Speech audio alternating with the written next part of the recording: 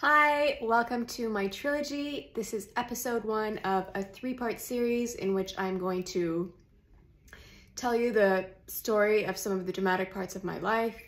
I've been told over the years that I have a somewhat dramatic story that I need to share. So, start off with, my name is Ashwathi. I am of Indian origin. I was born in Mumbai, in a tiny little clinic in Malad, Mumbai. I then was scooped up by my parents and moved over to the Middle East, where I grew up. I grew up on this tiny little island called Bahrain. I spent some time also in another beautiful, beautiful country called Oman, which is just a few hours south of Bahrain on that peninsula, as you can see on the map. And I went to international schools there, and which is what a lot of the expats in those places do. I was very happy there. I love the desert, I love the sand dunes, I love the mountain, I love the beach. It was a great experience, and at the age of 18, I finished my schooling. On top of my class, I was president of the National Honor Society. I had straight A's. I was like, you know, that ideal student. I thought I had this great future ahead of me. And so with that in mind, I applied to a bunch of universities. I got accepted, and I decided that I wanted to go to the University of McGill in Montreal, Canada. And I decided, so I accepted, their offer and moved myself with a little red suitcase. It was actually kind of big, but it was like a little, to move your entire life. Like I put everything in there. And it was the story of my little red suitcase and me. And I moved into the New Res dorm on Park Avenue, which was their newest addition. I set up shop there. My parents dropped me off and were like, see ya. So it was pretty exciting, and I was ready to start my life. And I was super, super ambitious and super driven, just like I was in university, ready to ace everything and own it. We moved in and started classes. My parents did not allow me to go to Frosh. I'm probably gonna cut this part out, but anyway, my parents didn't allow me to go to Frosh.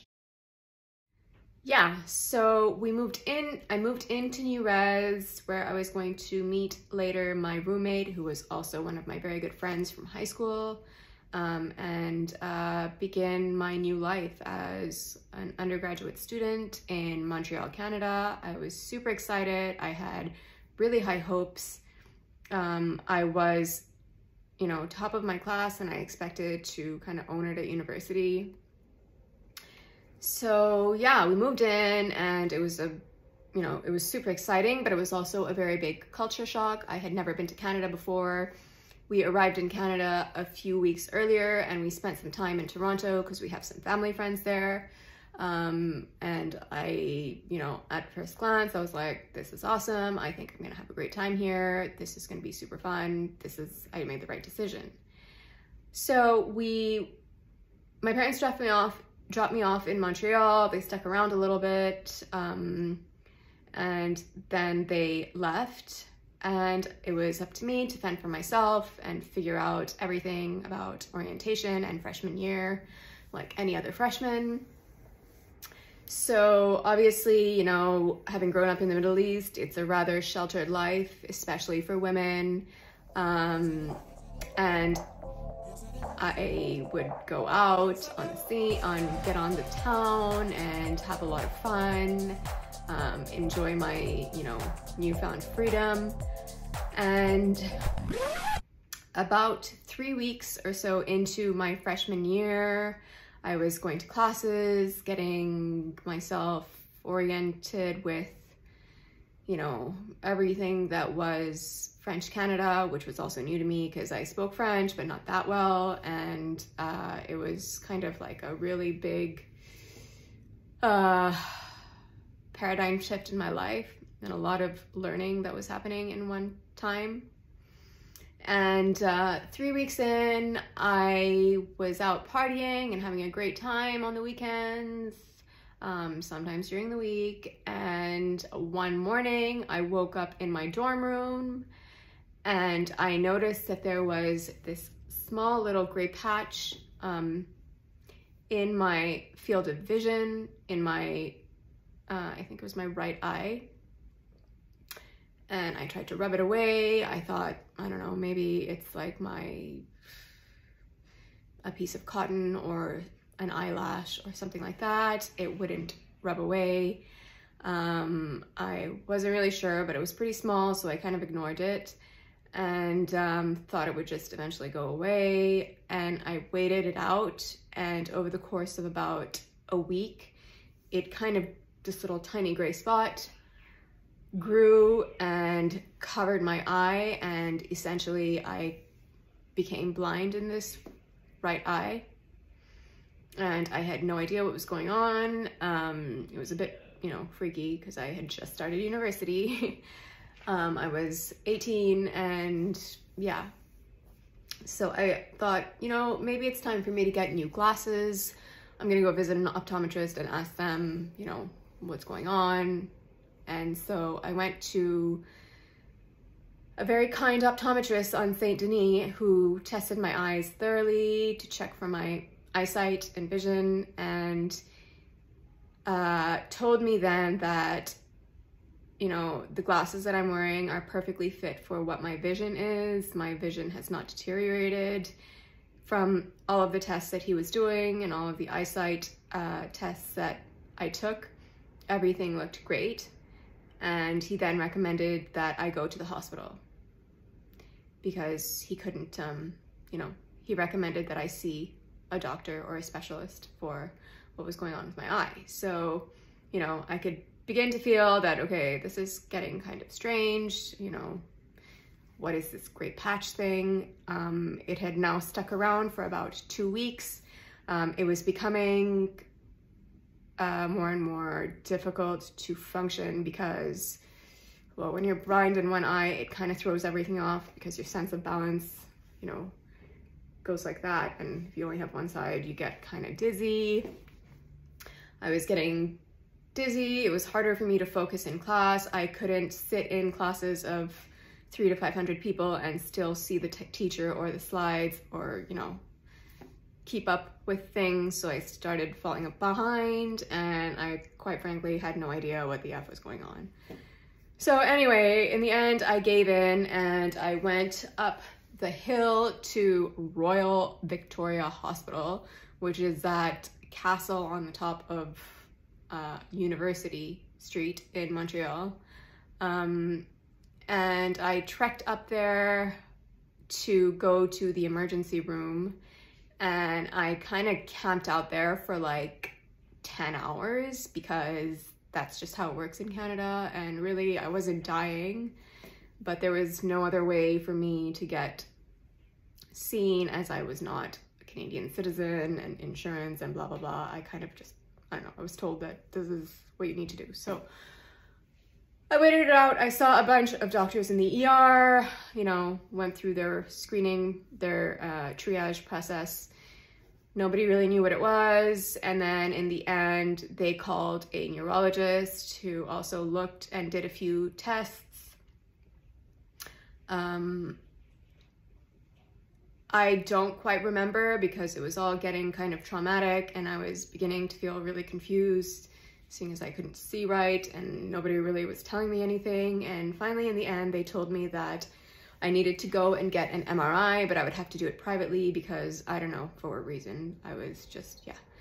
Anyway, so I got this recommendation or referral to go get an MRI done privately, which I then did. And lo and behold, I went and did this MRI, and I didn't hear back from anyone for like 2 or 3 weeks, and in that period of time, my eyesight, it had been about 4 weeks since the onset of that initial patch, and my eyesight began to come back. So I was like, okay, this is looking better, but I am super behind in class now. So as I was trying to catch up with things and trying to move on with my awesome freshman year, I was sitting in my dorm room and studying one day, and I received a letter. I opened the letter, and it was a radiologist report from the private facility that I had gone to get my MRI done. So I read the report, and it's a lot of medical, crappy, technical radiologist jargon that I had no idea what they were talking about. But finally, at the end, it said that the findings are consistent with, the findings of this 18-year-old are consistent with multiple sclerosis, with an aggressive form of multiple sclerosis, and there is significant burden on this individual's brain. So I was like, multiple what? Because I grew up in the Middle East, and you know, at that time, people didn't really have things like autoimmunity. So I did what everyone would do, which is go on the internet and Google it. And I ended up on Wikipedia, where I read the article and basically diagnosed myself with multiple sclerosis, and, you know, was kind of told by Wiki that I had another 10 years, maybe 15, left of walking. So that was my first semester in university. Shortly after I got this diagnosis, I called my dad and told him, and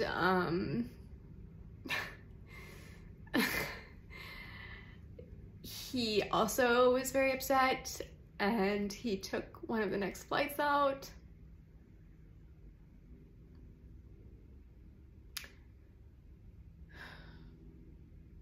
And came to see me, but in reality, we were both totally lost.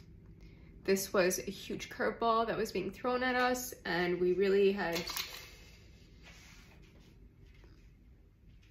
I think he had heard of it, but you know, none of us had any idea of what the implications were and what this meant, and you know, what I should do with this going forward. So, you know, out of fear and out of lack of knowledge, seeing as my eyesight came back and, you know, I felt normal in my own skin, you know, apart from the fact that this doctor in this scary letter told me that I was not fine, I decided that, well, I'm gonna, you know, I came here for university, so I'm gonna try this out. And I stuck it through. I eventually was matched with a neurologist through my visits at the emergency room. And yeah, she became my neurologist who followed me for the multiple sclerosis. And yeah, my first of 4 neurologists in Canada. And yeah, so I started, according to her recommendation, on a treatment program for Rebif, which is an injection, an immunosuppressive, an immunomodulator, they call it, which they give people with multiple sclerosis because the neurologists say that multiple sclerosis is a phenomenon that happens when the immune system goes crazy and starts attacking its own nerves. So they try to suppress your immune system so that, you know, I don't know. I don't really know what their rationale is. This is what they do. This is what they give people who just get diagnosed. They tell them to inject themselves. So I listened to the doctor, because that's what they say, right? Listen to your doctor. And I began at 18 years old as a freshman in university to inject myself 3 times a week with these beautiful syringes. They even gave me what's called a Rebejector, which is this like automatic thing that kind of shoots the medication into you as opposed to slowly injecting it. I would get bruises all the time from those injections because it was subcutaneous, so you know it's not right under the skin, but it kind of has to go straight down. So I had all these blue spots on my legs and my arms and my stomach. But whatever, I was listening to the doctor and, you know, trying to make the most of what was becoming a bit of a nightmare of my freshman year. And yeah, so that was it. I went back to India that December, kind of feeling totally lost and not knowing what to do. My parents, I think, were in the same boat as me.